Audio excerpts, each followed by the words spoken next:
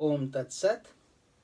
My humble prostrations to the all pervading Brahman, to my worshipful Guruji, Swami Jyotirmayanandaji Maharaj, to the Divine Mother, and all sages and saints, and to each of you, divine soul, watching today's satsang.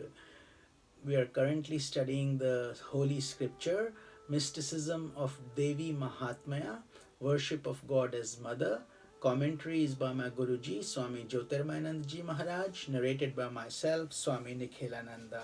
So we are currently studying Turn Towards the Universal Mother. The concept of Devi Puja is indeed most enchanting and captivating. It is celebrated on different occasions as Navratri Puja and other celebrations in the Sanatan Dharma. The cool surrender into the arms of divinity in the midst of the raging battles of life and in the leaping tongues of the fire of adversities is the essence of sadhana, or the spiritual discipline that one must adopt during Devi Puja. God is to be meditated upon as the mother during the worst conditions of one's life, and one should recline in the wide extended arms of the Supreme Consciousness, the Mother, who has enfolded the soul by her varied expressions, the physical body, pranas, senses, mind, and intellect. Look within, turn your gaze inward, be still and feel the presence of the Mother. It is her energy that courses through your numerous nadis or mystic channels. She has enfolded your soul in her loving arms. Her loving fingers move through your thoughts, desires, and feelings. Her touch courses through your pranas, vital layers, and her smiles and frowns constitute your joys and sorrows.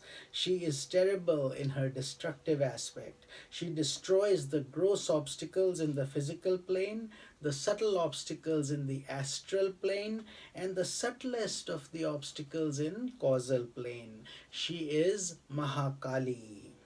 As Lakshmi Devi, she is the sustainer and nourisher of the constructive expression of the soul.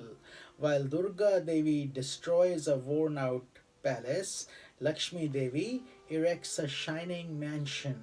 Where Durga Devi removes the rocks, Lakshmi Devi produces a green meadow. Where Durga Devi performs a surgery by removing a diseased part of the body, Lakshmi Devi performs the work of healing. Thus, this Devi, Lakshmi, is the goddess of wealth, health, and spiritual prosperity in the form of divine qualities. As Saraswati Devi, she is the revealer of the grandeur of the soul. While Durga Devi breaks down and Lakshmi Devi heals, Saraswati Devi reveals the potential and the latent powers of the soul. Saraswati Devi is the goddess of speech. She is the inspirer of fine arts as well as any form of knowledge, whether secular or spiritual. She is the deity presiding over the pure intellect. The different aspects of the Divine Mother function in both the lower and the higher planes. As long as the vision of a person is limited by the senses and worldly desires, her functions are directed towards the relative values of the world. Operating in the lower plane of worldly values, Durga Devi destroys worldly enemies, but if displeased, she causes manifold miseries in human life. Lakshmi Devi bestows material wealth, but if displeased, causes delusion, infatuation, attachment, and hatred.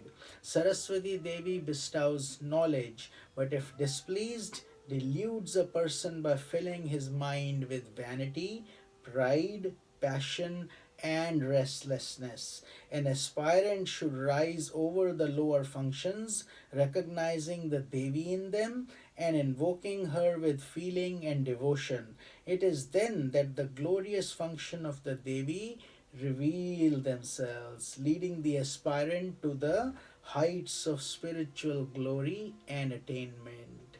So this is the glory of the Devi. We will continue this discussion again in tomorrow's satsanga. This is Swami Nikhilananda.